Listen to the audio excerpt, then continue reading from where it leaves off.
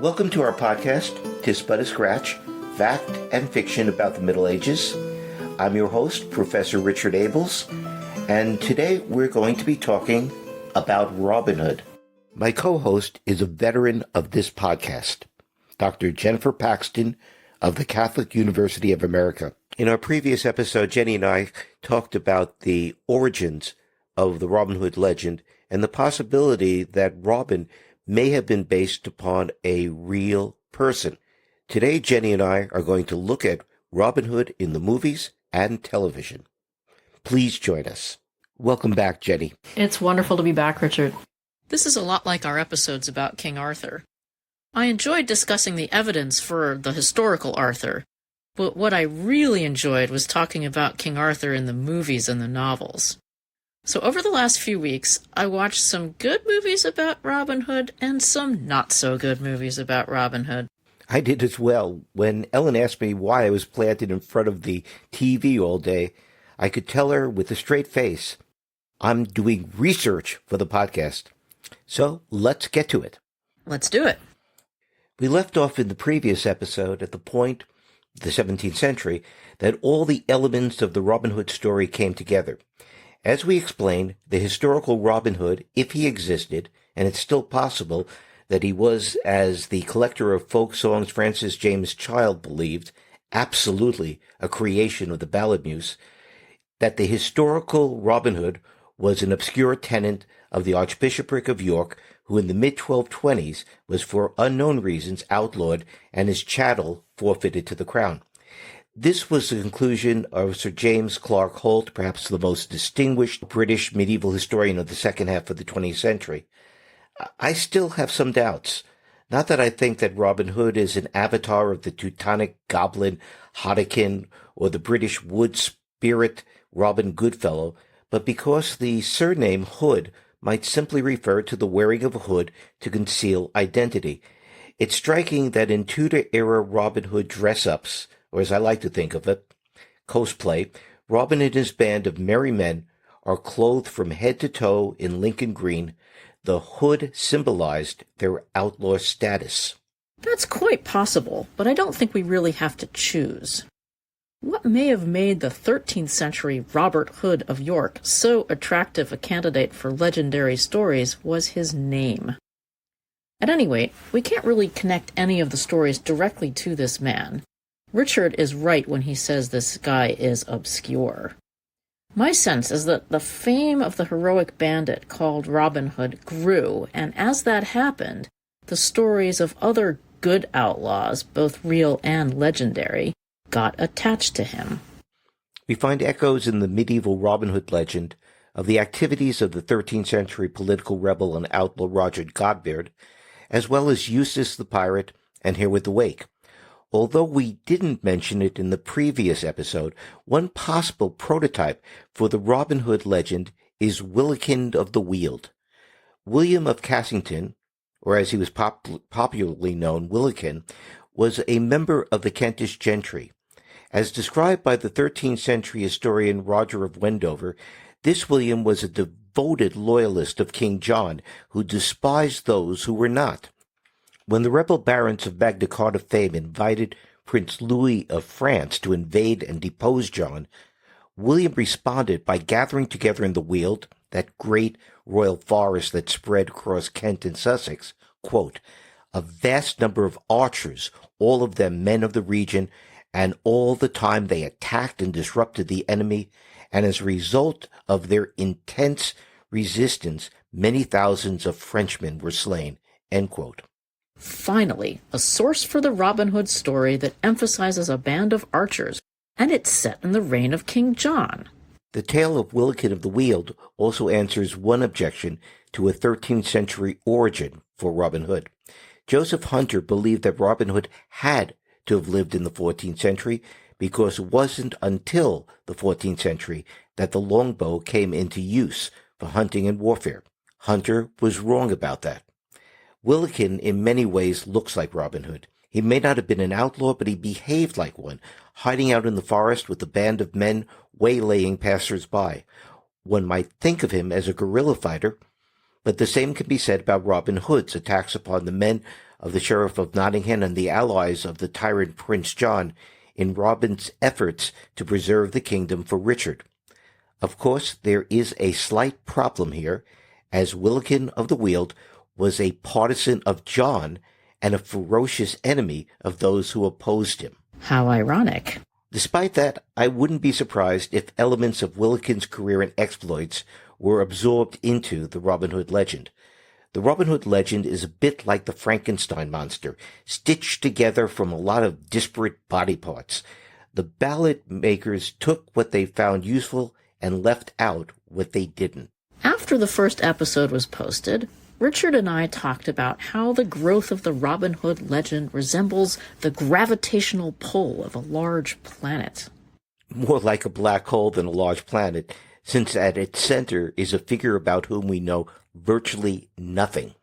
Just as Robin Hood attracted and absorbed the stories of other lesser-known outlaws, his tale was drawn into the orbit of the two English kings best known by the general public, Richard the Lionheart and Bad King John. The process by which the Robin Hood legend was created and developed bears similarities in American folklore to the stories that grew up around historical Wild West outlaws such as Jesse James and Billy the Kid. There have been a lot of movies about both of these guys, and in most of these movies, it's the legendary rather than historical outlaws who are portrayed. It reminds me of a quotation from one of my favorite John Ford westerns, The Man Who Shot Liberty Valance. The movie begins with the distinguished Senator Rance Stoddard, played by Jimmy Stewart, and his wife, played by Vera Miles, returning to the frontier town where the senator had begun his career to attend the funeral of a poor rancher named Tom Donovan, played by John Wayne. The senator's political career began when he achieved fame for having killed the notorious outlaw Liberty Valance in a showdown. The rest of the movie is the senator's confession to a reporter, this is shown in flashback, that it was really Tom Donovan who had shot the outlaw and in doing so saved Rance's life. Jimmy Stewart's Rance is an idealistic, pacifistic lawyer who wants to bring law and civilization to the frontier. John Wayne's Tom Donovan is a man of action and few words, a cowboy relic of a passing age. They both love the schoolteacher Hallie. Tom saves his rival because he knows that Hallie loves Rance and knows that the Sugarfoot lawyer has no chance in going up against a merciless gunslinger. It's a selfless act, made even more selfless by Tom's refusal to take credit. Reluctantly, Rance agrees to accept the lie and becomes a Western legend, the man who shot Liberty Valance.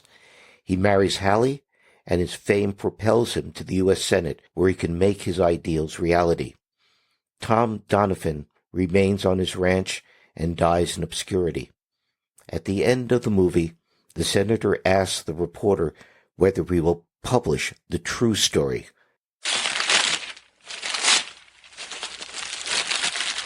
Well, you're not going to use the story, Mr. Scott? No, sir. This is the West, sir.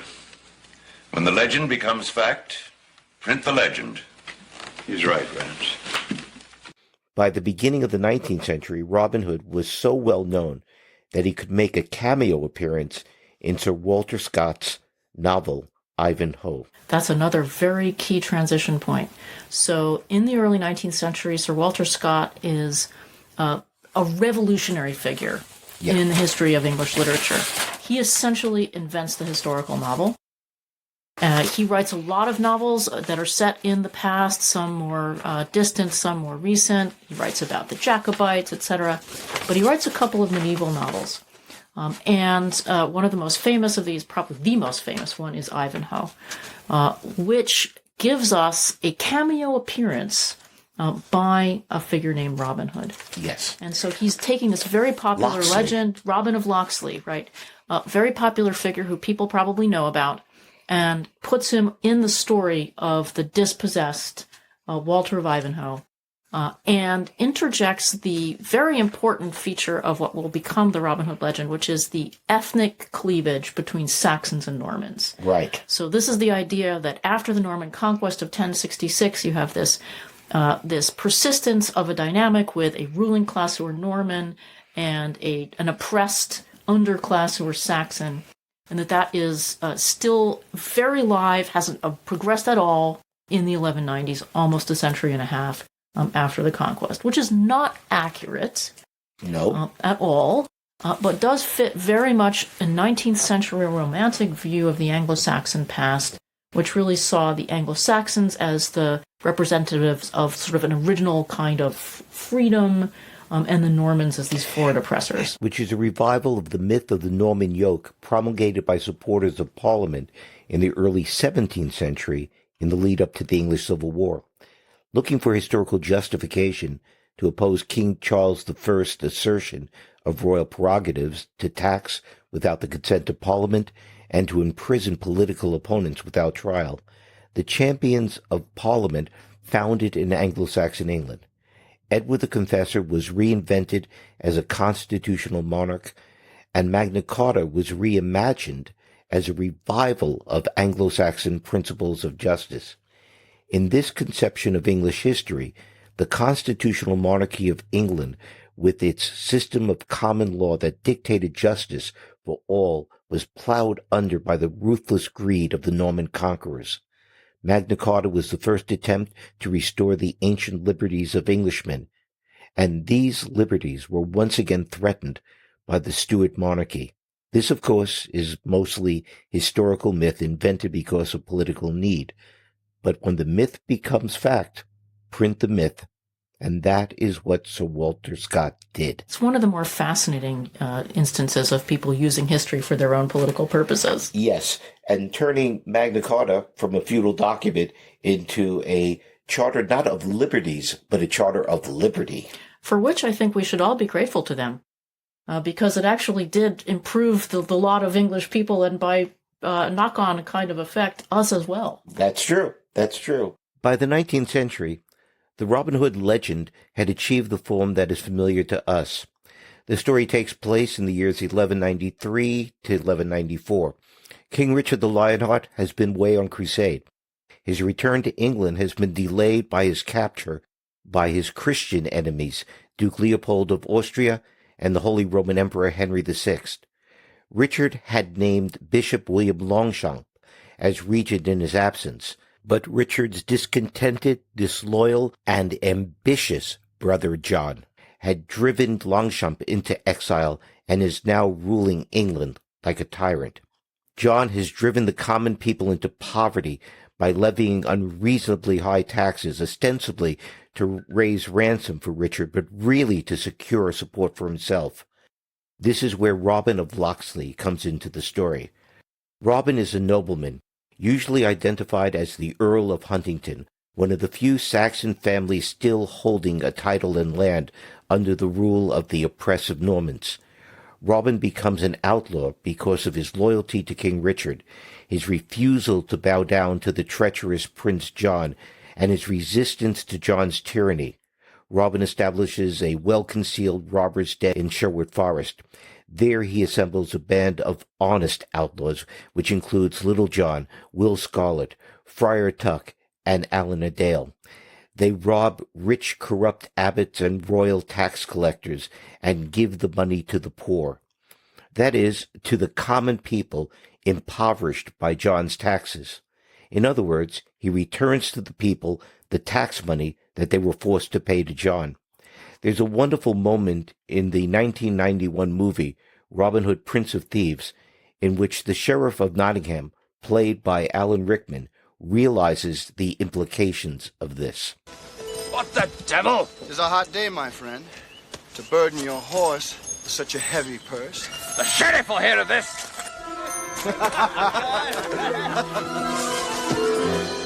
I truly hope so.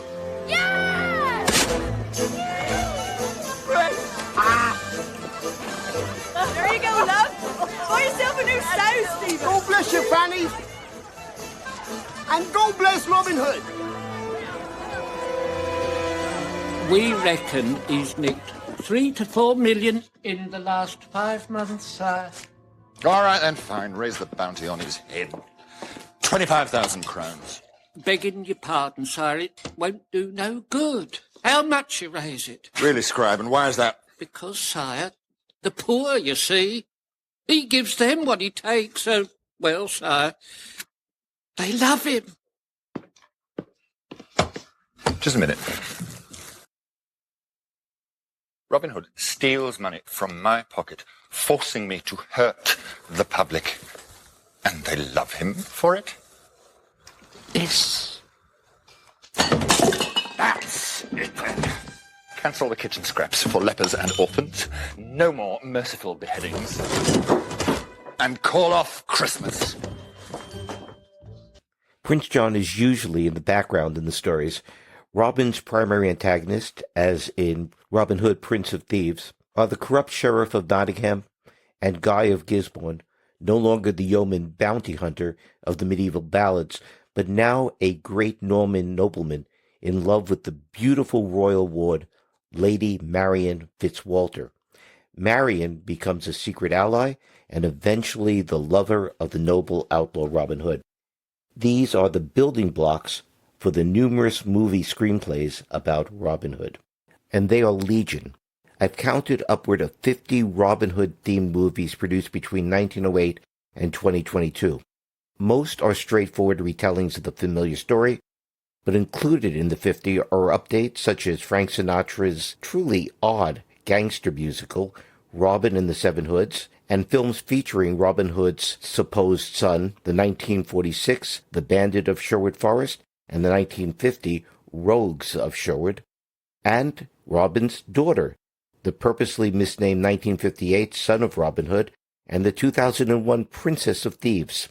This list of movies include 2 parodies, Mel Brooks's funny, though uneven Robin Hood Men in Tights, which recycles some bits from Brooks's unsuccessful 1975 sitcom When Things Were Rotten, and the less funny, zany Adventures of Robin Hood, with the quintessential New Yorker George Segal zanily cast as Robin Hood.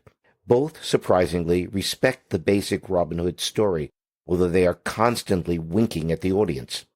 At the other end are adult takes on the story, such as Richard Lester's 1976 Robin and Marian, with Sean Connery and Audrey Hepburn as older versions of the lovers. Unsurprisingly, most of these films are American or British made, but 4 are Italian productions, 2 Russian, another 2 Indian, 1 German, and 1 Brazilian. There have been also 8 American and British-made television series and innumerable Robin Hood episodes on TV shows ranging from Doctor Who and Star Trek The Next Generation to The Muppet Show. Robin Hood has been an especially popular character in cartoons, and there have been several animated features, most notably Walt Disney's 1973 Robin Hood. The appeal of a charming noble rogue who robs the rich to give to the poor and fights tyranny against overwhelming odds seems to be universal. So before we talk about the movies, let's talk a little bit about our own introductions to Robin Hood. I was introduced to Robin Hood by the Howard Pyle Merry Adventures of Robin Hood. Howard Pyle wrote this in 1883. It's heavily illustrated. I then remember later having another children's Robin Hood by a guy named Cheswick that was illustrated by N.C. Wyeth, and I remember the illustrations. I don't remember much about the book. Well, my introduction was cinematic, so the first thing that I remember seeing was the Disney Robin Hood. Which I like. What came out in 1973, that is still, I think, one of the best Robin Hood movies ever made. What's depressing is you're indicating how much older I am than you are. 1973, yes, the year I graduated from college. Well, I should throw in, though, that my introduction to the Errol Flynn Robin Hood from 1938 came from an English medieval history class that I took in high school. Really? Yes. So one of the things that we did as a sort of an extra activity was they showed that film for us. Wow. And so I watched Errol Flynn, having just studied the period that the film actually depicts. Yes. Let's talk about the film. There are just too many Robin Hood movies and television shows to talk about all of them, even if Jenny and I between us had managed to sample all of them. And honestly, we didn't even come close.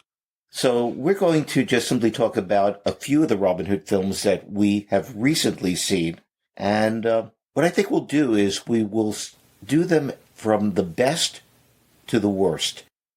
Let me start by saying that I don't think there are any good Robin Hood films historically, because these movies are set either while John ruled England in his brother Richard the Lionheart's absence on crusade, or, in a few cases, during John's reign.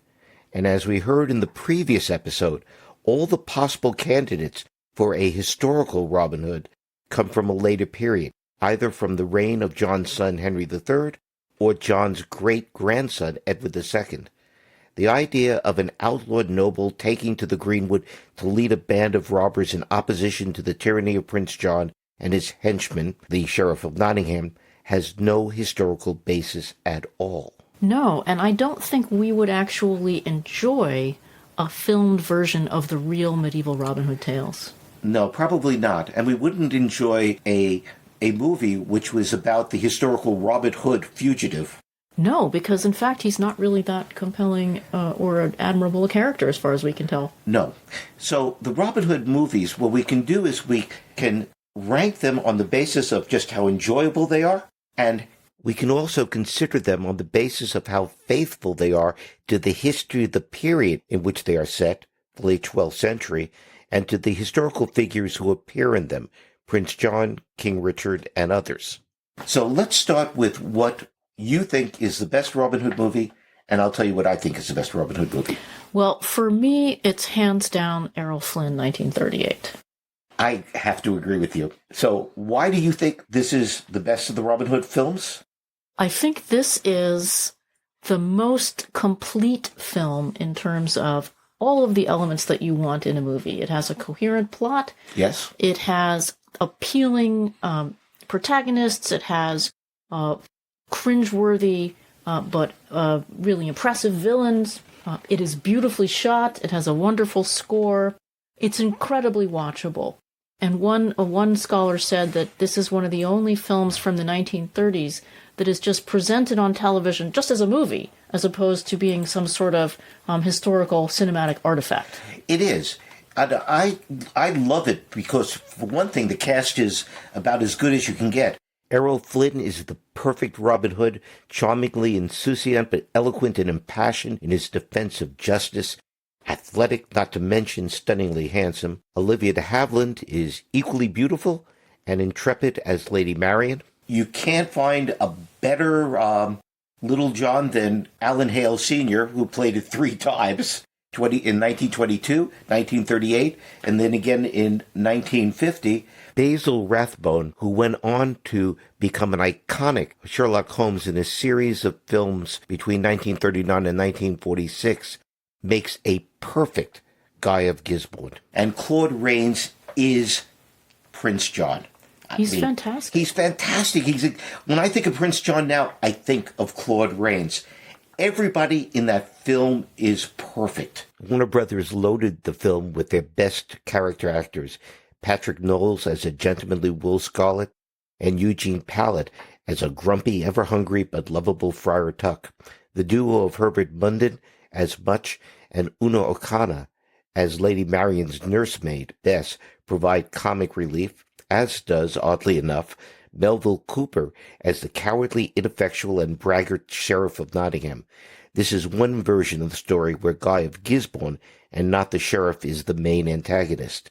At the end of the film, in fact, Guy of Gisborne and Robin have one of the best duel scenes in all of movies. The only one that I think is better than that is the climactic duel scene between Michael York as D'Artagnan and Christopher Lee as de Rochefort in Richard Lester's The Four Musketeers. Credit also goes to its director, Michael Curtiz, who had previously directed Errol Flynn and Olivia de Havilland in Captain Blood, and excelled in fast-paced swashbucklers. The film is beautifully shot in the 3-strip Technicolor process, the first time that this process was used by Warner Brothers. The Academy Award-winning musical score, Eric Korngold. yes, by the Austrian composer and conductor Erich Korngold, is simply glorious.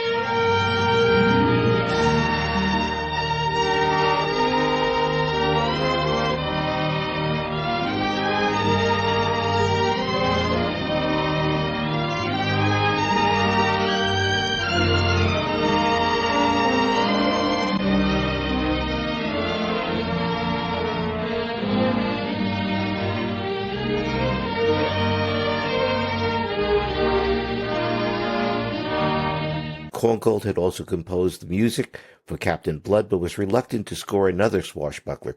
He was finally persuaded not by Warner Brothers, but by Hitler, as the Jewish Korngold became increasingly aware of the growing Nazi threat to Austria.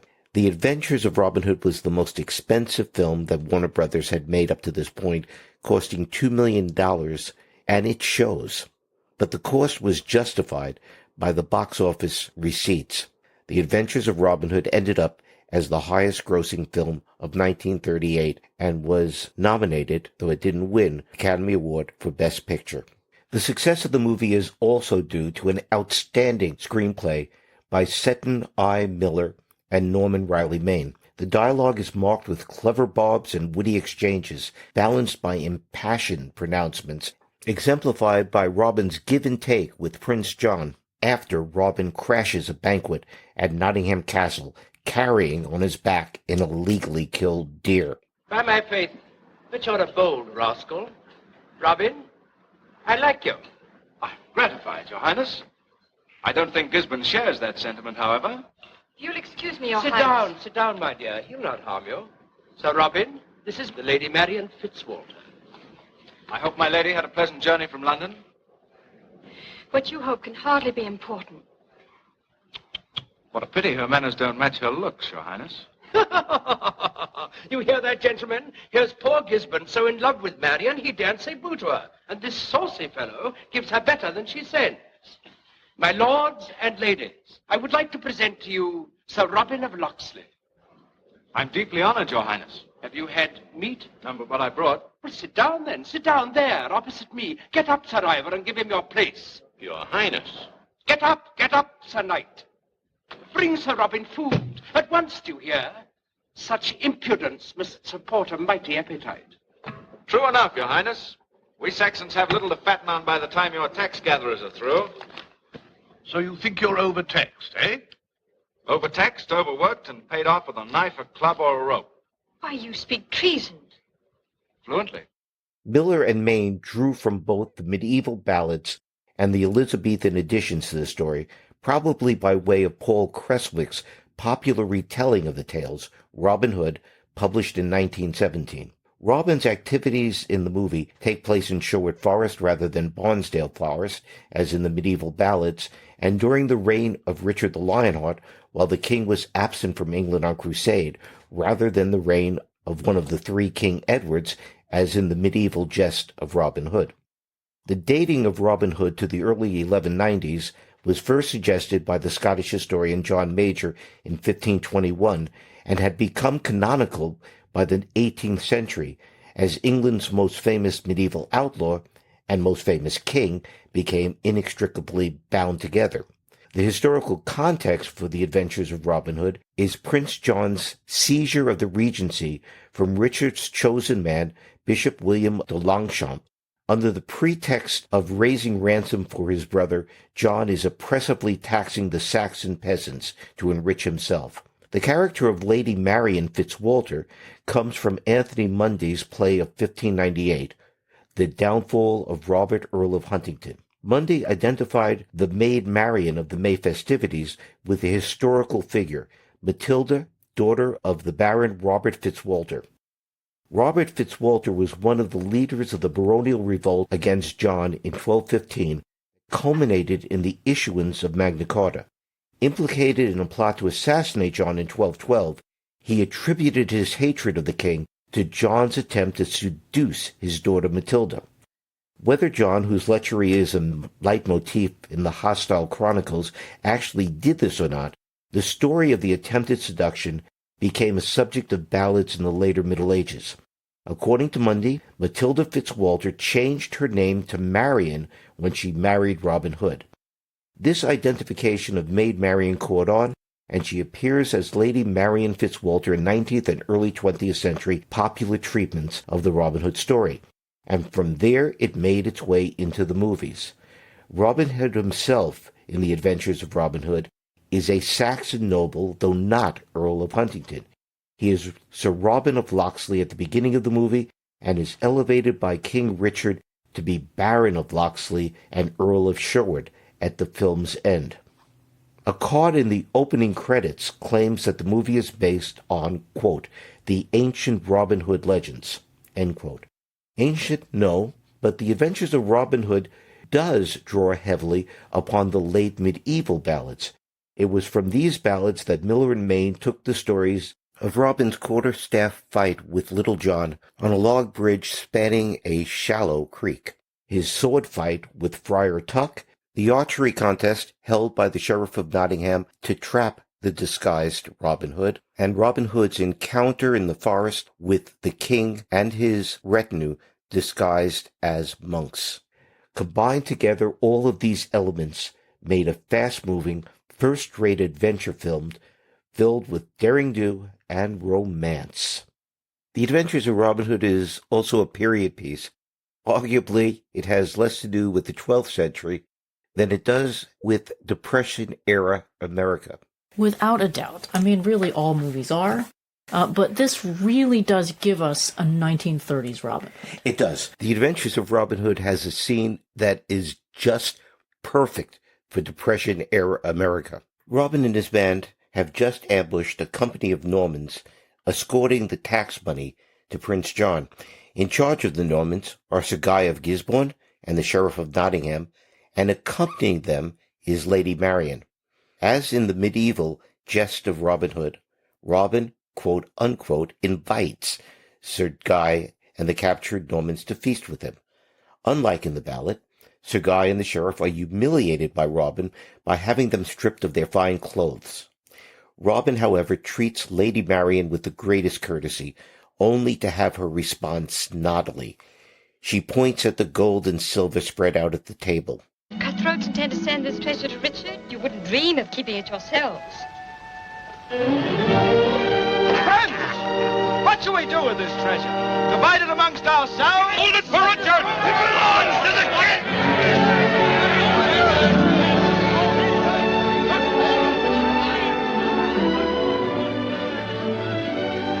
Convinced? I may have been hasty, but why you, a knight, should live here like an animal in the forest, robbing, killing, outlaw? You really interested in learning why I turned outlaw? Or are you afraid of the truth? Or of me, perhaps? I'm afraid of nothing, least of all of you. Good. Then come with me. Robin then takes Marian to another part of the forest. There we see poverty-stricken and beaten villagers gratefully partaking, not of venison and wine like the merry men, but of stew and bread. They bless Robin. Marian is shocked to see the suffering of the people at the hands of her fellow Normans, but struggles to understand why Robin feels compelled to do something about it. You're a strange man. Strange? Because I can feel for beaten, helpless people? No, you're strange because you want to do something about it. You're willing to defy Sir Guy, even Prince John himself, to risk your own life. And one of those men was a Norman. Norman or Saxon? What's that matter? It's injustice I hate, not the Normans. But it's lost you your rank, your lands. It's made you a hunted outlaw when you might have lived in comfort and security. What's your reward for all this? Reward? You just don't understand, do you? I'm sorry. I do begin to see. A little now. If you do, then That's reward enough. In terms of the film's narrative, this is the beginning of the romance between Robin and Marion, and the transformation of Marion into a supporter of the cause.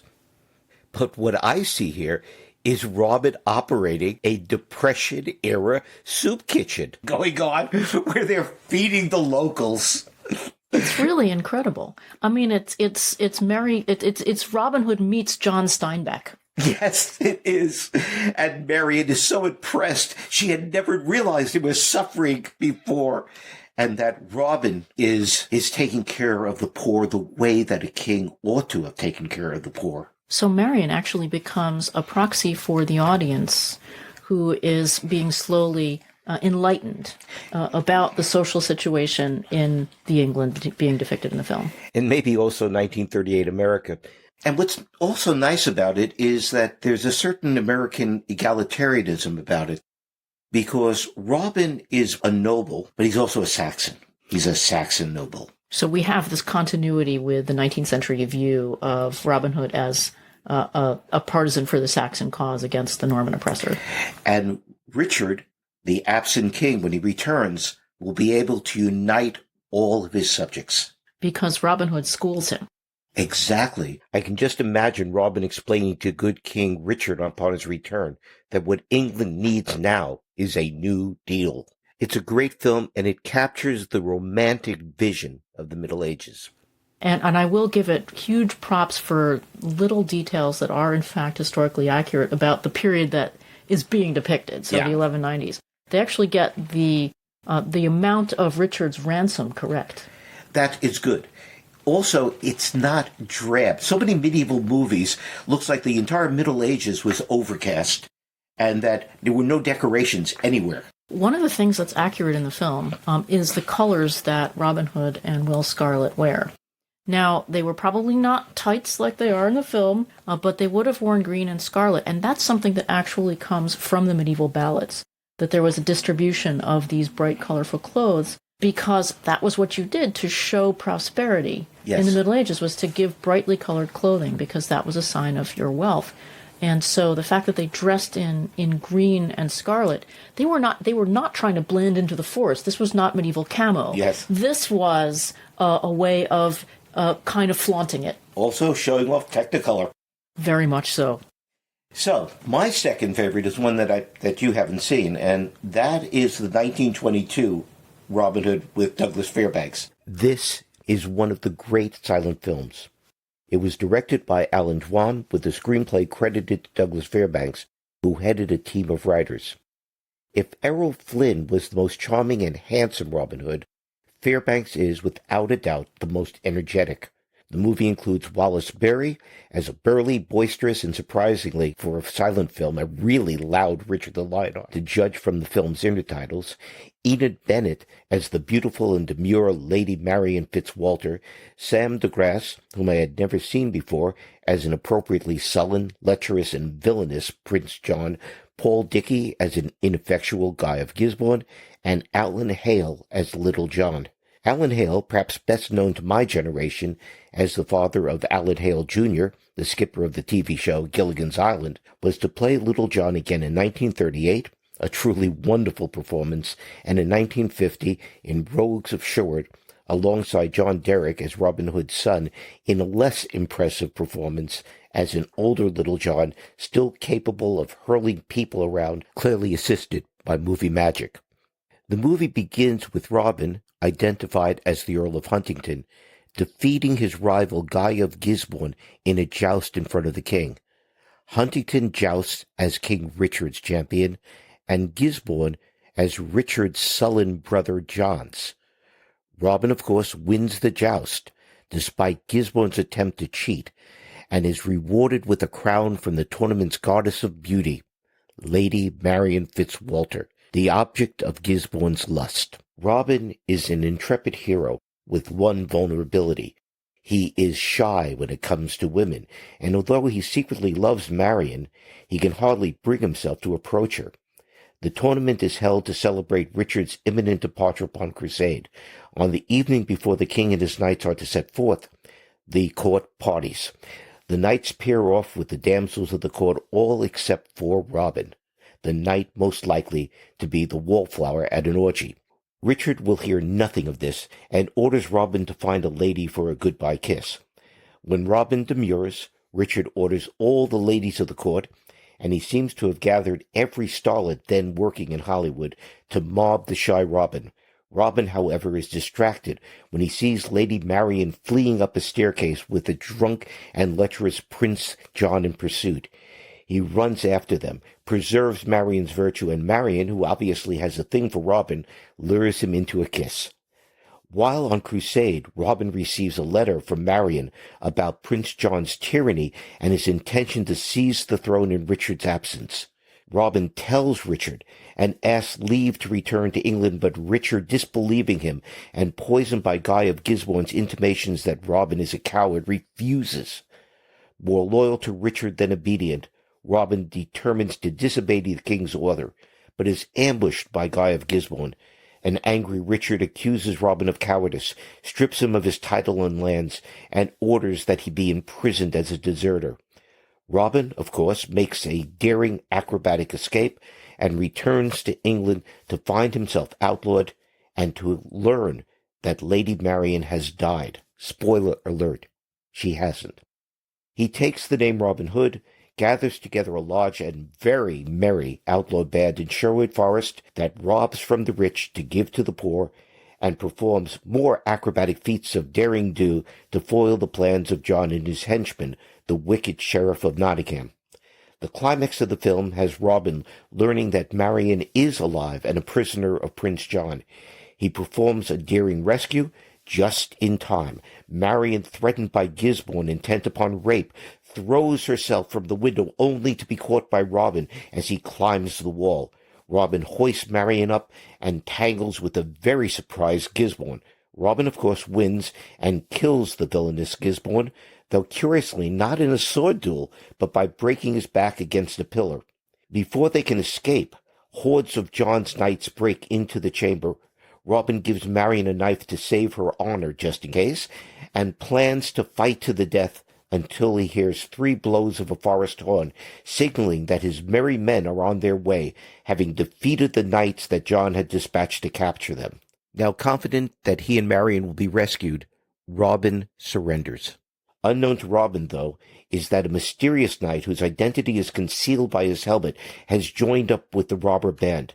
Just as Robin is about to be executed by Prince John by a firing squad of crossbowmen, and Lady Marian is about to stab herself, Robin is rescued by his merry men. The mysterious knight protects Robin from the crossbow bolts with his shield, and is revealed to be none other than, spoiler alert, good King Richard. The merry men fight and defeat John's troops, and Richard himself picks John up by the scruff of his neck and kicks him and the Sheriff of Nottingham out of the castle with the drawbridge pulled up behind them. The merry men make merry. Richard asks Robin's forgiveness for mistrusting him and gives him permission to marry Lady Marian. The merry men again make merry. Apparently they came prepared for victory because they are all armed with mugs filled with beer. At the marriage feast, Robin and Marian slip away to a private chamber. Richard, noticing the absence of Robin, calls out for Huntington. He shouts so loudly that it knocks a bunch of the merry men off of the wall. But Robin and Marian ignore him and ignore his banging at their chamber door as the movie ends. The movie was produced by Douglas Fairbanks for the company he founded with his wife Mary Pickford and Charlie Chaplin, United Artists. No expense was spared. Fairbanks hired as his production designer for the castle and the 12th century village the architect Frank Lloyd Wright. Production costs came to nearly $1 million, an unheard of sum for the silent era, and made back almost 3 times that much. It was the biggest hit of 1922. This is a silent film with all the virtues and weaknesses of that genre. The acting is broad. Douglas Fairbanks, who in 1922 was so big a star that the movie was released with the title Douglas Fairbanks in Robin Hood, performs his own impressive acrobatic stunts. To underscore that Robin's band is truly merry, The director, Alan Dwan, has them leap about waving their arms. At one point, I thought they were about to burst into a Busby Berkeley musical number. Well, that's something that gets parodied later in Robin Hood Men in Tight. Yeah, but it might be funnier in the 1922 movie. Still, for those who like silent films, such as my daughter Rebecca, this movie is a real joy. It has 100% rating on Rotten Tomatoes. Not as good as Errol Flynn, but then again, I'm going to argue that nobody is good as Errol Flynn. You want to talk about the Disney one? Well, the Disney one is just fantastic. Robin Hood is a fox, Maid Marian is a vixen. That makes sense. And we replace the character of Sir Guy of Gisborne with Sir Hiss, who is a snake. A snake, right. And it is, I mean, I won't say too much more about it, except to say that many people regard it as one of the finest Disney animated films ever made. And I would definitely agree. It has a wonderful score, wonderful songs. Though a lot more Disney than medieval. Robin Hood and Little John walking through the forest, laughing back and forth at what the other has to say. Reminiscing this and that and having such a good time. Oodle-lolly, golly, what a day. And it's incredibly watchable. It really is watchable. You can watch it even as an adult. I also like that there is a medieval genre of animal fables. Reynard the Fox. Oh, it gets right into it. They chose to depict Robin Hood as a fox for that very reason. So it really does feed right into something that is authentically medieval. The lion is the king of beasts in medieval fabliaux, and in the film, Prince John is represented as scrawny and King Richard as a majestic lion. As in the medieval animal tales, the enemy of the wily fox, in this instance, the Sheriff of Nottingham, is a wolf. I read that there was debate whether Marian, as a relative of Richard, should also be a lion, but I guess the taboo of animal miscegenation led the animators to draw her as a vixen instead. I'm not as enamored with Disney's Robin Hood as you are, maybe because I first saw it at a less impressionable age, but I'll concede that it's a good and surprisingly faithful introduction to the Robin Hood legend. I think we can be agreed that another good Robin Hood film, although it's kind of an eccentric one, is Robin and Marian. It would be next on my list, in fact. And that was 1976. Sean Connery, who was to play King Richard 15 years later in Robin Hood, Prince of Thieves, is an aging and disillusioned Robin Hood. As the movie begins, Robin and Little John are helping King Richard besiege a castle. They have served Richard for many years, both on crusade and now in his wars in France. Richard wants the castle because of a rumor that within it lies a golden statue. When Robin learns that the castle, which is filled with helpless women and children, is defended only by an elderly one-eyed crossbowman, and that the statue is made of stone, he and Little John refuse Richard's order. An angry Richard has them seized and tells them that they will be executed. As Richard prepares to storm the castle, he is shot in the shoulder by the old man. The castle is taken, and its helpless inhabitants, except for the bowman, spared by Richard on a whim, are massacred. A mortally wounded Richard offers Robin his life if he begs for mercy. Robin refuses, and Richard draws his sword to strike him down. But Richard then collapses. Robin, loyal to the end, helps Richard up, and the king, touched by Robin's loyalty, forgives him and Little John.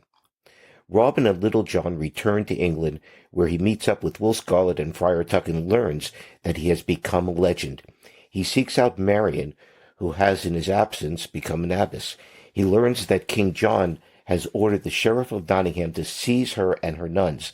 They are to be expelled from England due to the king's quarrel with the church. Robin, seeing a chance to add to his legend, decides to defy both the sheriff and Marian, who is willing to abide by King John's order. Despite her vows as a nun and a frustration with Robin's addiction to impractical heroics, Marian rekindles her romance with Robin. Meanwhile, Robin gathers a new band of men to fight the sheriff. In this version of the story, the sheriff, played by a very good Robert Shaw, is a reluctant and even admirable adversary.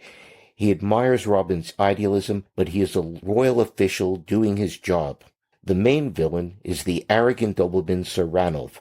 The movie climaxes in a single combat duel between Robin and the sheriff, with the badly wounded Robin managing to kill the sheriff. The trial by combat solves nothing, and Sir Ranulph orders his soldiers to attack. Robin's men, untrained in war, are slaughtered, though Ranulph is killed by Little John. At this point, I should give a major spoiler alert. Robin asks to be taken to Marion, who is a physician.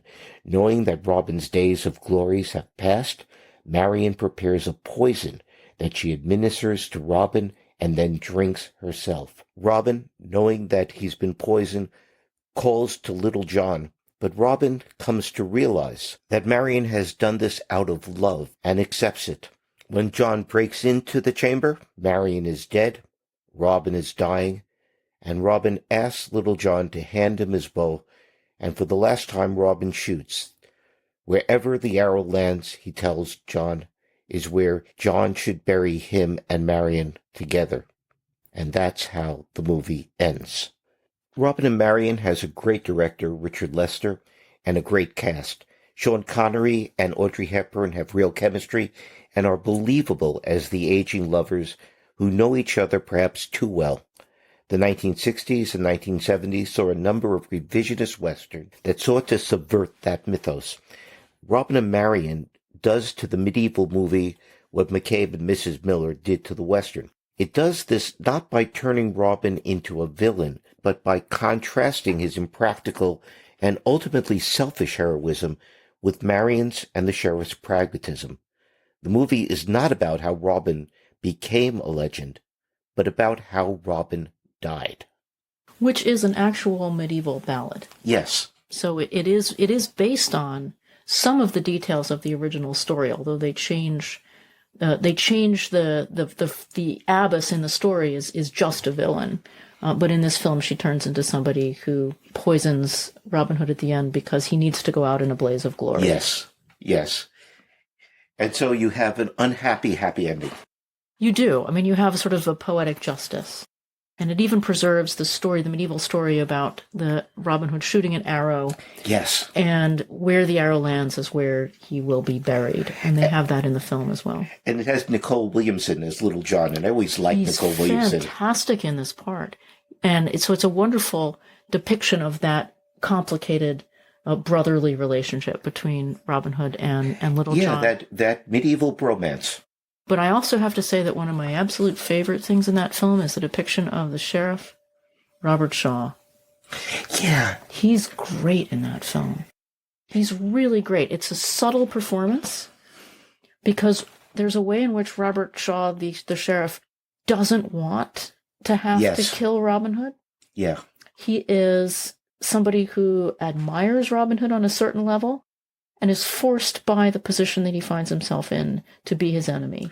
It's subtle. It's really well done. And if we're going now to shift from subtle to not so subtle, and also from, I think, films that I would say are really good films, to films that may not be quite as good, but are still entertaining. Robin Hood, Prince of Thieves, which features Alan Rickman as the Sheriff of Nottingham in probably the most scene-stealing, scenery-chewing presentation of the Sheriff of Nottingham in any movie. That, I think, is very true. And you will find critical opinion on his performance to be divided. There are many who are alienated by the over-the-top nature of it. When he cancels Christmas? He is, yes. But I would have to say that I am in the camp of people who are glad that he just went for it. He did go for it. He dialed it to 11. And what it contrasts with is the laid-back Kevin Costner version of Robin Hood.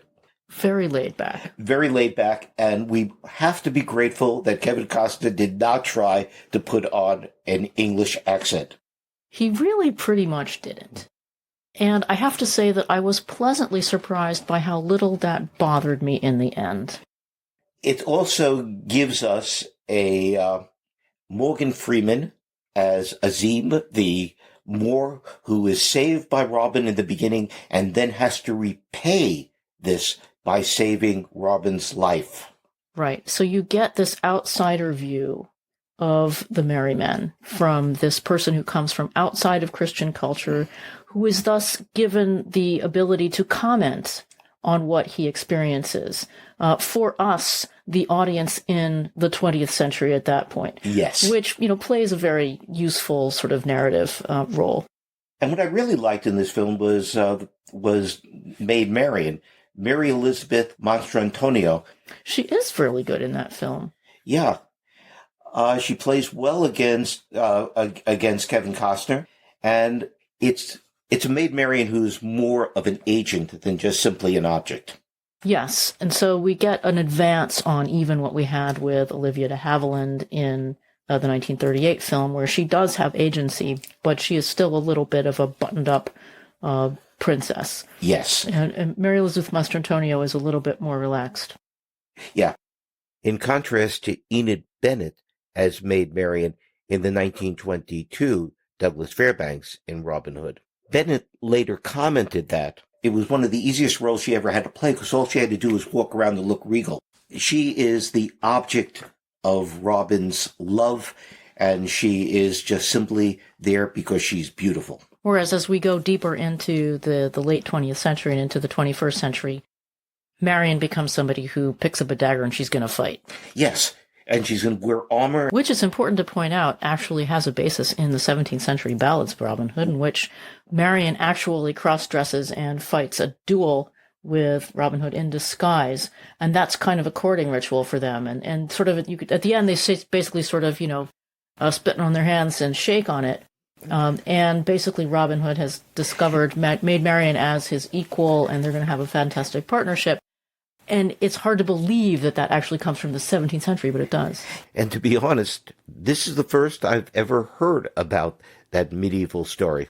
What's kind of nice about the Robin Hood movies and the stories is that Robin meets so many of his band by fighting with them, by challenging them, and he loses. He loses to Little John, and instead of being angry and having to get revenge, he invites him to join him in his band.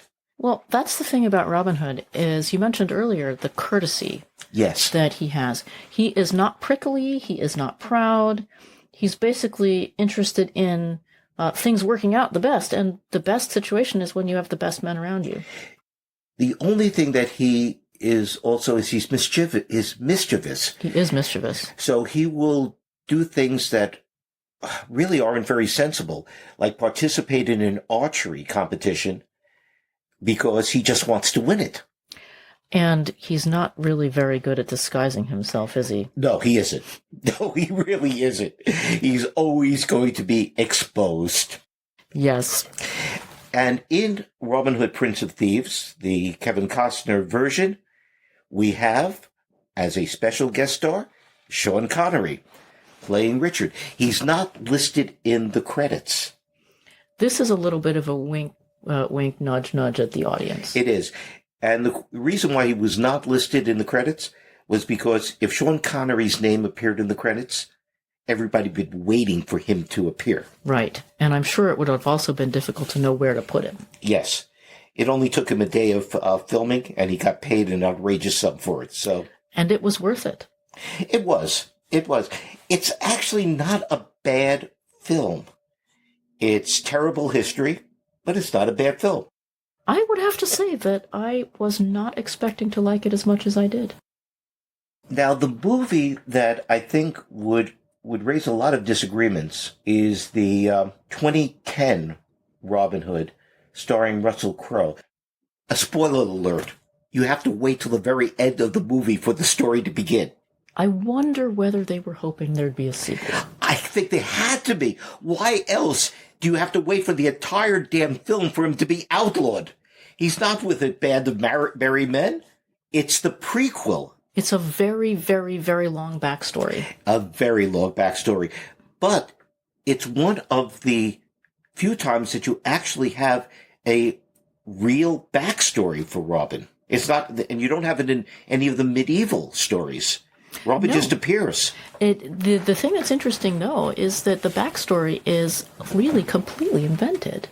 It's completely invented. The historical context for it is utterly different from what we see in the other modern versions. So why don't you tell just a little bit about what the backstory is?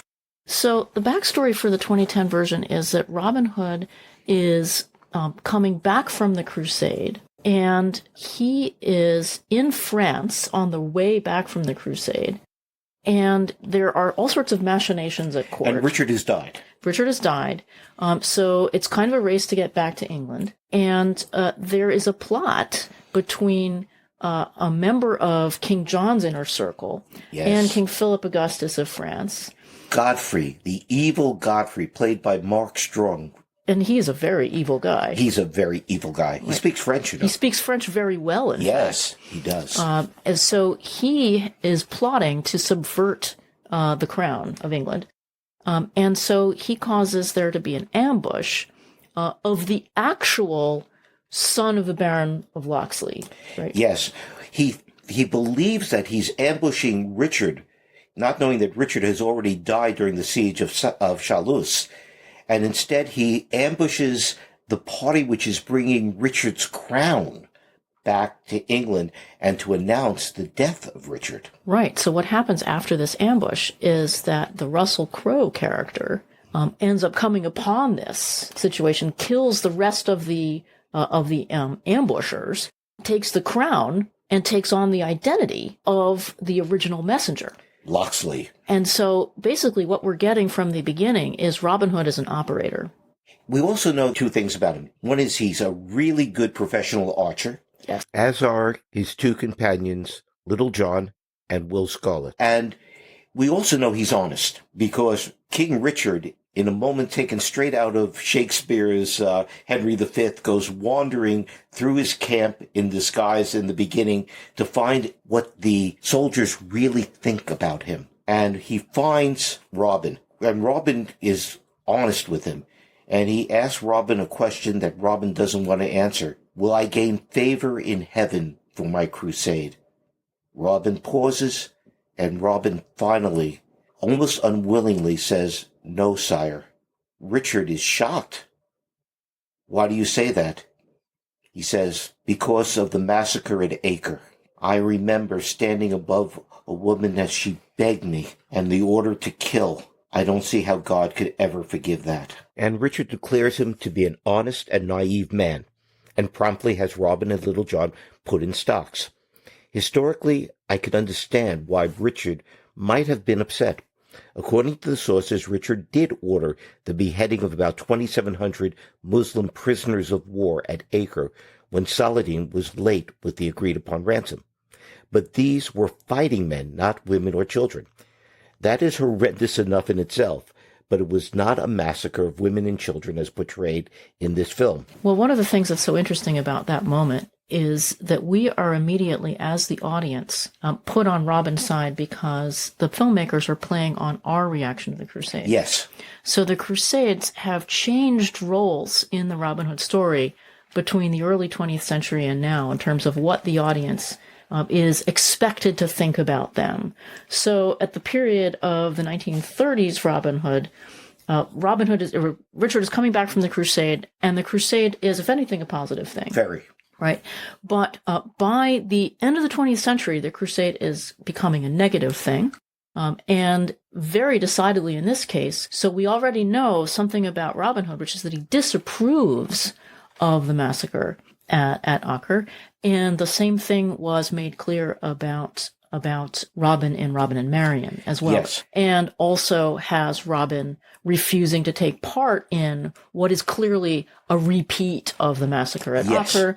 And in that scene, we come upon this castle that's being besieged in France, and it looks like it's the Middle East. Yes. Right? So it's very obviously, the mise en scène is very much, this is really the continuation of the Crusades, and Richard is behaving in the same brutal way. I suspect that screenplay writer Brian Helgeland and director Ridley Scott consciously were echoing the opening scene of Robin and Marian. Both films, after all, begin with Richard's death while besieging the castle of Toulouse, and both films have Richard order the arrest of Robin and Little John because Robin reproaches him for ordering or having ordered the slaughter of helpless women and children. This is not part of either the medieval or the 19th century stories about Robin Hood. This is cinema drawing upon cinema.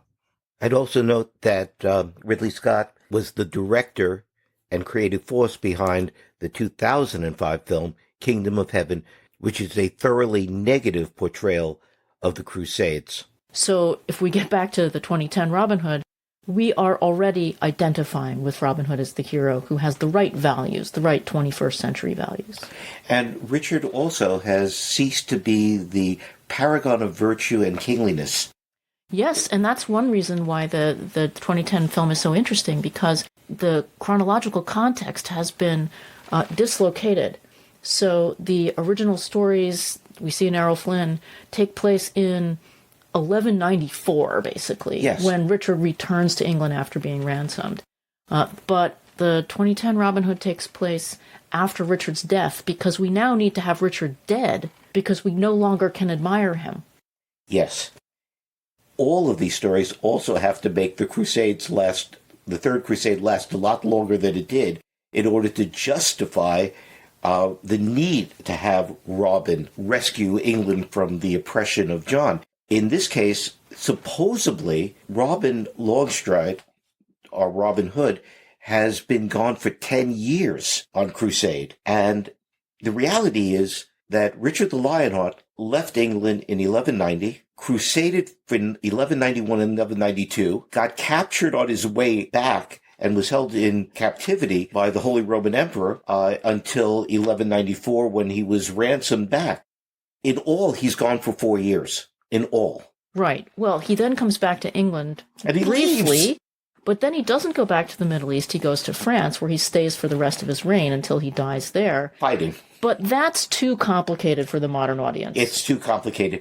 And the thing about this particular Robin Hood is that it simplifies the history so that we can have a story which is compressed in time and a story that will include, strangely enough, Magna Carta.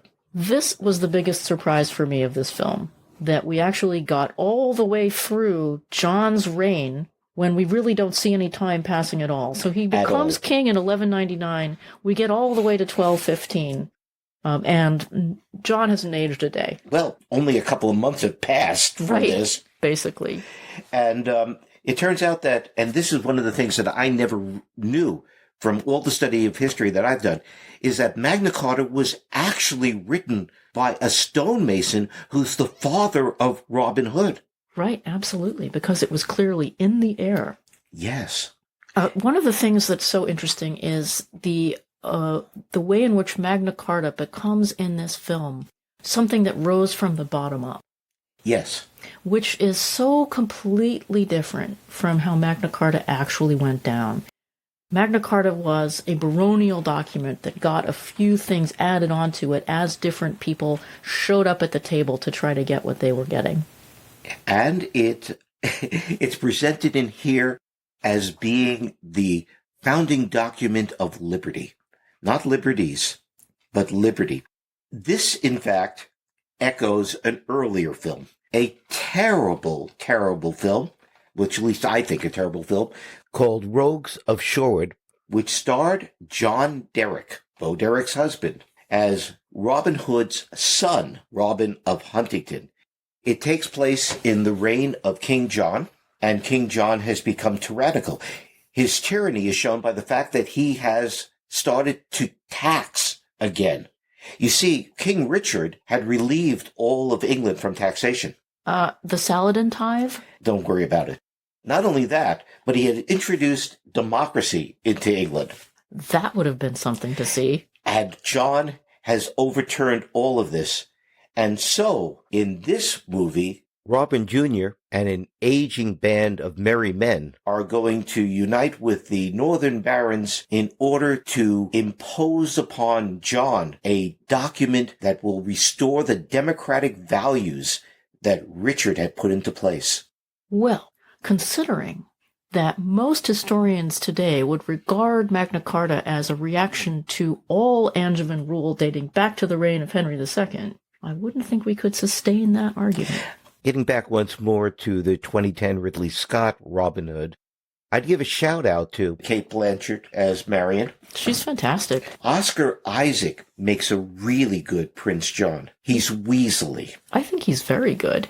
And I think the way that he, at the very end of the film, basically renounces Magna Carta actually does depict what really happens. Yes. Not in completely every detail, but it is somewhat accurate. They even do have the French invasion of England, even though they get a lot of the details of that wrong. And it looks like Saving Private Ryan in reverse. They do look like landing vehicles from Normandy. Because you see the arrows descending into the water with the bodies in the water. Yeah, it's that part is ridiculous. It is. And you also have William Marshall. Well, he's a fascinating character. Because he actually does really, I think, in the film, play the sort of role that William Marshall played in life, which was to try as far as he could to curb the worst excesses of whoever his overlord was at the time. And he tries. He's not willing to abandon John, even though John dismisses him from the service. He still carries on in the service of the realm, behind the scenes, attempting to subvert the plot that is being carried out. Yeah, and when John renounces Magna Carta and then outlaws Robin, who has saved his ass, and outlaws him for no real good reason, just simply seems like a whim, I thought to myself, wait a minute. And then I thought to myself, yeah, John would have done that. Oh, John would have absolutely done that. Arbitrary was his middle name. Yeah, it was. My problem with the film is that it's like Ridley Scott's Kingdom of Heaven and Gladiator. It's a film that on the surface looks like it's historical, and you're supposed to take it seriously. It's not fun the way that The Adventures of Robin Hood with Errol Flynn is fun. There's a seriousness that's built into the film, and it's the type of thing that misleads people, an audience, into believing that they're actually learning something. Yes, there are lots and lots of historical howlers in this film. Lots of them. The only thing really good historically about the film, I think, are the costumes. They are pretty good. Now, if we're looking at a film that's fun, that has no historical value, Robin Hood, Men in Tights. I have to say I have conflicted feelings about Men in Tights because I laughed aloud many, many times watching this film. At the same time, it is so over the top. What I would say is if you like this sort of thing, this is the sort of thing you'll like. Yes. This is a film in which the returning Richard, played by Patrick Stewart, chastises John by announcing that from this moment on, all of the men's rooms, all of the loos in Britain are going to be called John's. There is a lot of toilet humor in the film. There's a lot of toilet. I also really like Cary Elwes as Robin Hood. It helps that he looked a lot like Errol Flynn. And as he points out, in an obvious dig at Kevin Costner, because, unlike some other Robin Hoods, I can speak with an English accent. I think Cary Elwes is very much up there, and he was deliberately cast for two reasons, I think. First of all, looks like Errol Flynn in a certain way, but he's also just playing Wesley from The Princess Bride again. Yes, and everybody loves The Princess Bride. The Princess Bride is fabulous, and The Princess Bride is sending itself up the entire time, of course. That's the point of it. But he does a perfect job in this part. He's really very, very good. I saw Robin Hood, the 1991 Robin Hood starring Patrick Bergin. Patrick Bergin is not bad as Robin Hood. There is absolutely no historical value whatsoever for this film. There isn't even a Sheriff of Nottingham. Instead, we're given a fictional Baron Roger de Geer, who begins as Robin's good friend, becomes a cruel and merciless tax collector, and ends by embracing the brotherhood of all Englishmen, Saxons as well as Normans.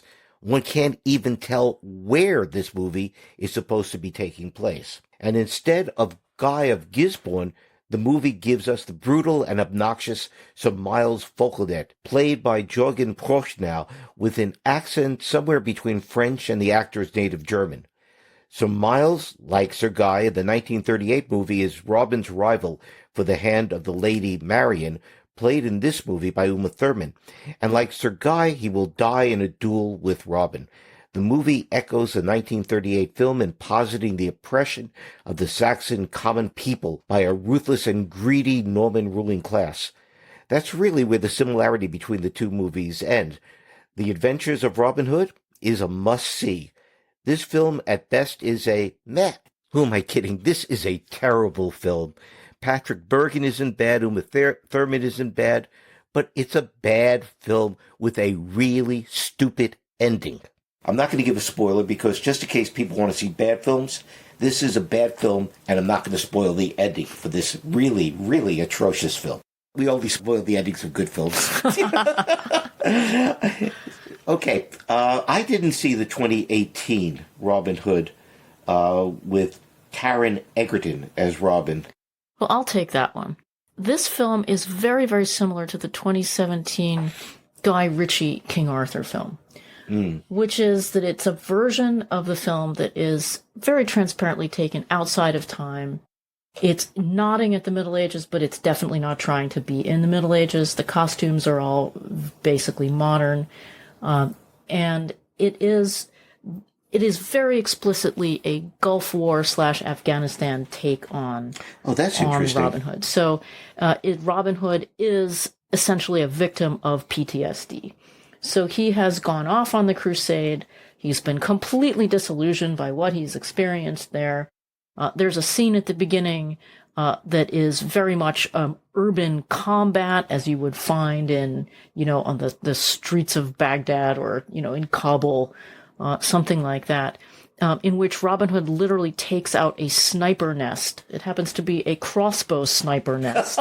I mean, it's not in the least bit militarily plausible, but you, the audience, are very, very well aware of what's being evoked, and so you know that this is a soldier who's been damaged by war, and what's he gonna find when he gets home?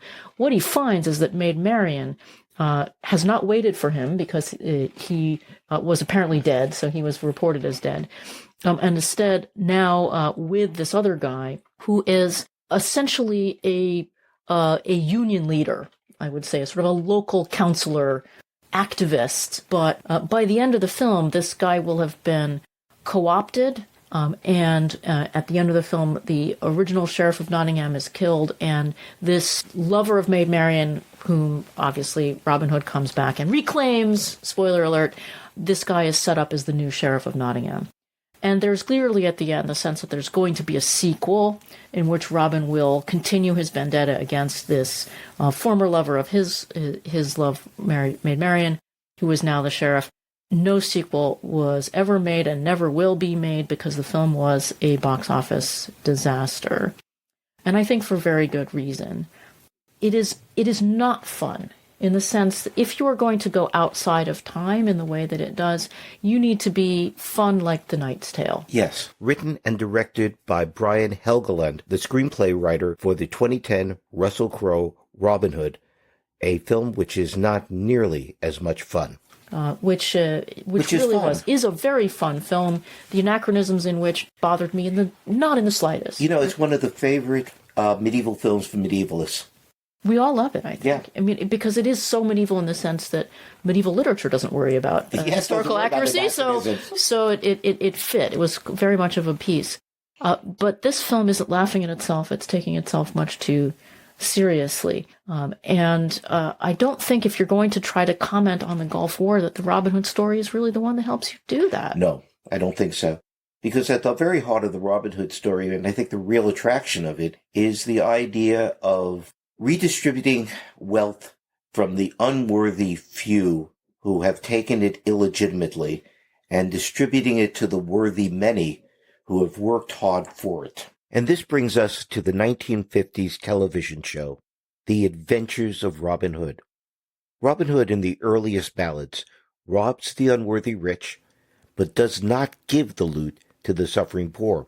Only in the 15th century ballad, A Jest of Robin Hood, does he give money to a man in need, but that man is a knight made penniless by an extortionate abbot and a corrupt royal official. Robbing the rich to give to the poor, however, is the hallmark of the Robin Hood legend as it crystallized in the 19th century and made its way into the 20th. This makes it an ideal vehicle for a leftist critique of social and economic injustice. And that seems to be what attracted the creator and producer of The Adventures of Robin Hood, an American journalist and left-wing activist named Hannah Weinstein. Though produced in Britain for ITV, The Adventures of Robin Hood was a response to the Red Scare and McCarthyism in the U.S. Weinstein later said that she created the show to provide work for blacklisted American screenplay writers. Among those who wrote scripts were Waldo Salt, Howard Koch, and Ring Lardner Jr., although you won't find their names in the credits as they wrote under pseudonyms to avoid the attention of studio executives. Apparently, the executives never noticed, and as far as I can tell, viewers never picked up on the political commentary. But these were first-rate scripts. This was the first and most successful Robin Hood-themed television show. It ran in Britain and the U.S. from 1955 to 1959. In all, there were 143 half-hour episodes, several of which were combined into 3 feature films. The series starred Richard Green as Robin. I watched the show when I was a little kid, although the only thing I really remember about it is the catchy theme song.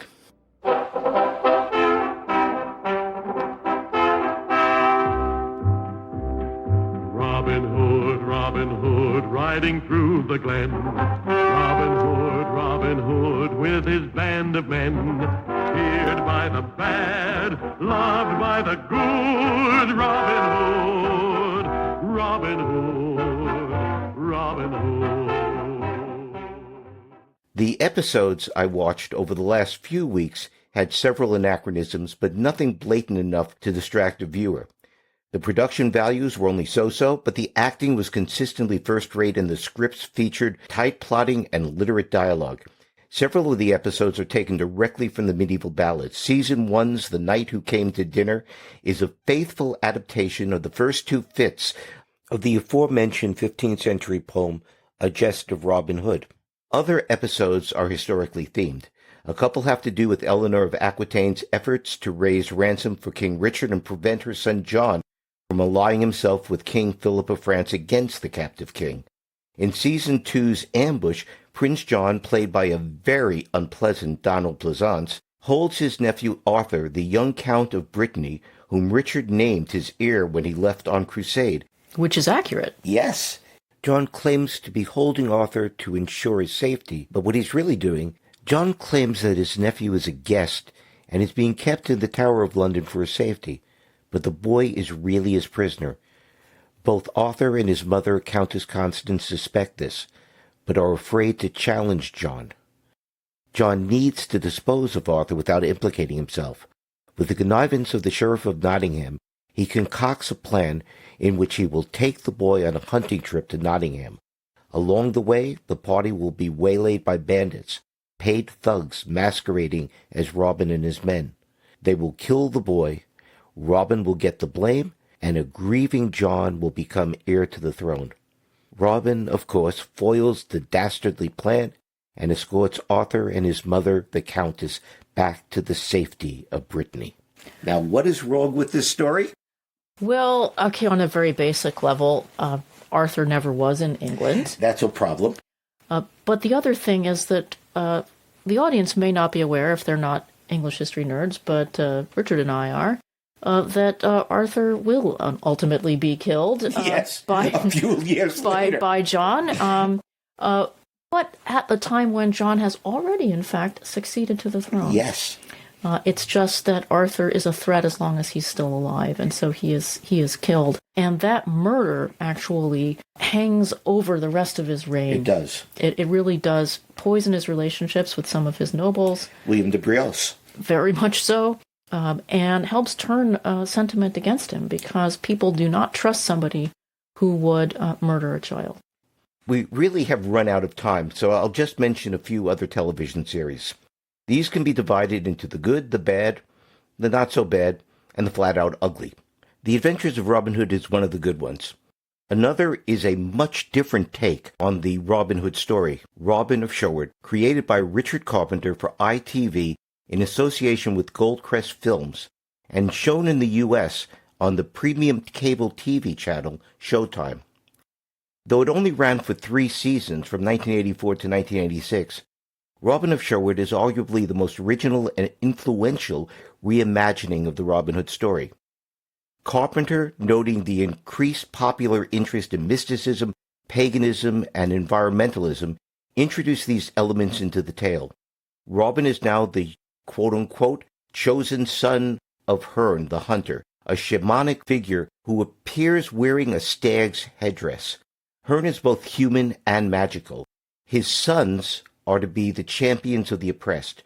Herne gives Robin a bow and the magic sword Albion, wrought by Wayland the Smith, as symbols of his status as the hooded man. We first meet Robin as a poacher, imprisoned in the dungeon of Sir Guy of Gisborne, the right-hand man of the Sheriff of Nottingham. With the aid of Lady Marian, he escapes, becomes the leader of an outlawed band which includes all the usual characters and a new one, a Saracen named Nasser. Which is then taken up as canon. And you pretty much have to have that from then on. You get it in Prince of Thieves, you get it parodied in Men in Tights, but you'll also see it again in the 2018 Robin Hood. Robin is at first suspicious and reluctant to assume the role of Herne's son, but when he does, Robin and his men become the good outlaws of the traditional stories, with a difference. Carpenter wanted the outlaws to feel like young idealistic revolutionaries, underdog Saxons in a class struggle against the colonizing Normans, represented on screen by Nicholas Grace's perpetually bad-tempered and sarcastic Sheriff of Nottingham, and Robert Addy's rather hapless Guy of Gisborne. Although they include the familiar names of Little John, Friar Tuck, Much the Miller's Son, and Will Scarlet, these men are not at all that merry. Michael Praed's Robin is otherworldly and quietly charismatic. At the other extreme is Ray Winston's edgy performance as a volatile and violent Will Scarlet, a man suffering from PTSD, having witnessed his wife being trampled to death by Norman mercenaries. Judy Trott's Lady Marian of Leaford is resourceful, intelligent, brave, and looks like she stepped out of a pre-Raphaelite painting. The show's production values are quite good. In fact, it was because the show was so expensive to film that it lasted only 3 seasons despite critical acclaim and devoted viewers. Robin of Sherwood combines gritty realism, history, and magic. The first 2 episodes has Robin rescue Marian from the clutches of Simon de Bolem, a devil-worshipping Norman nobleman who seems to have gone a crusade so that he could learn the black arts in the Middle East, and has the most dishonorable intentions when it comes to the beautiful young Saxon noblewoman Marian. He plans to marry her so that he can sacrifice her. Again, we can see the show's influence on the movie Robin Hood, Prince of Thieves, which also has a devil-worshipping, in this case, Sheriff of Nottingham. By making Robin a son of Herne, Carpenter prepared for the possibility of changing stars. And when Michael Praed decided to leave the show at the end of season 2, Carpenter replaced him with Jason Connery, who plays the role of Robert, son of the Earl of Huntingdon. Robin assumes the mantle, if that's the right word, of the hooded man, much to the surprise of both Robin's distraught band and the Sheriff of Nottingham. Despite the show's mystical elements, Robin of Sherwood at times is really historically accurate and insightful. In Season 1's episode, The King's Fool, we encounter King Richard returning from captivity in Germany. As in the traditional story, he seeks out Robin disguised as an abbot, and again, as in the traditional story, he forgives Robin and takes him into his service. But John Rhys Davies' King Richard is not the savior that he was in earlier movies. He is alternately haughty and imperious, very conscious of his rank, and shrewd. But above all, this King Richard is a soldier, eager to return to France to regain the lands that his little brother John gave away to King Philip of France.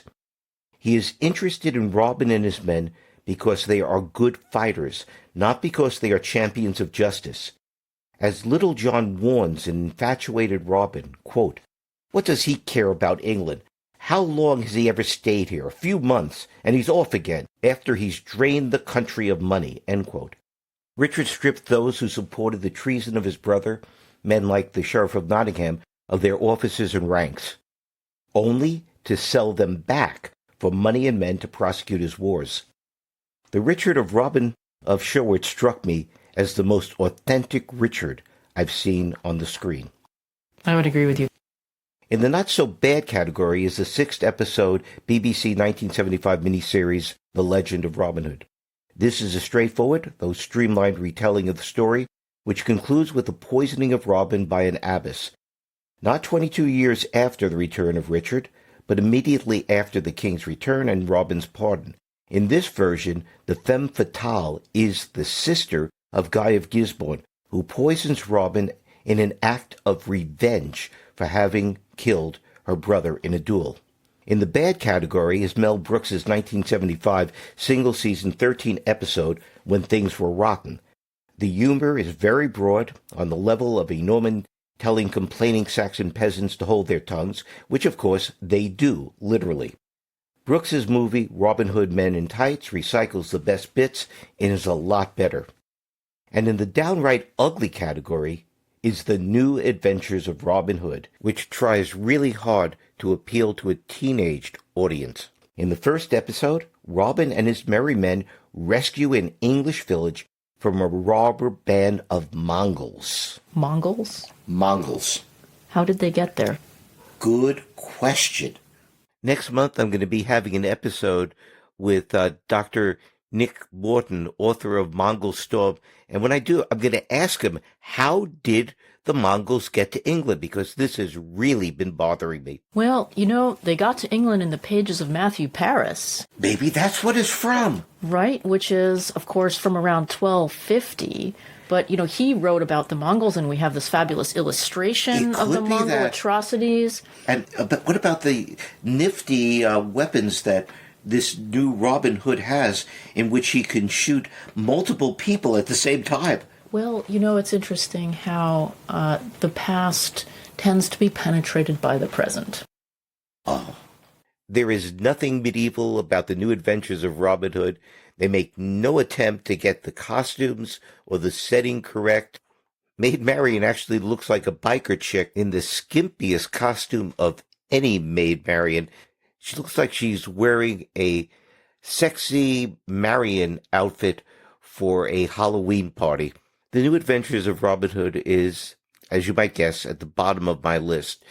But, to be fair, it has the same vibe as Hercules, The Legendary Journeys with Kevin Sorbo, and Xena Warrior Princess, which were produced at the same time. There's a campiness about the show, and some people might actually find it enjoyable. I just didn't. At any rate, what can we conclude?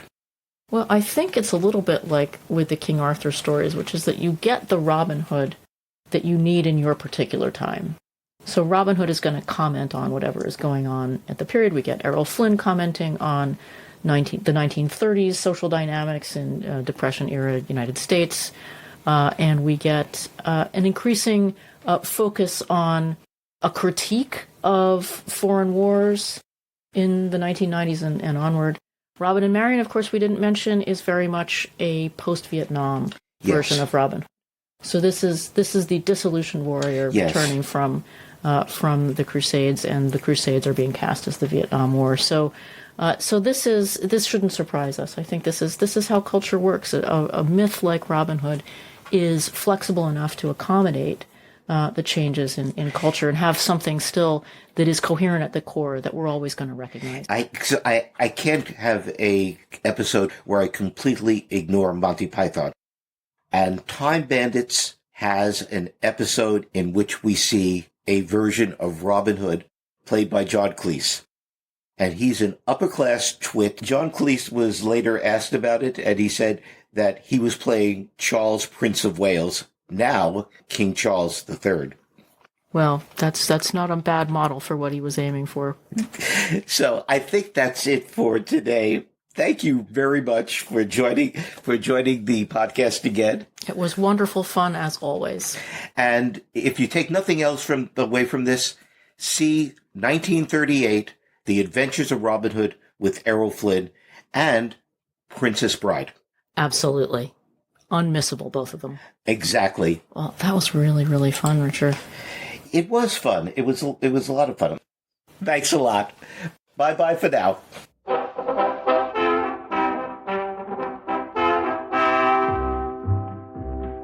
Robin Hood, riding through the glen.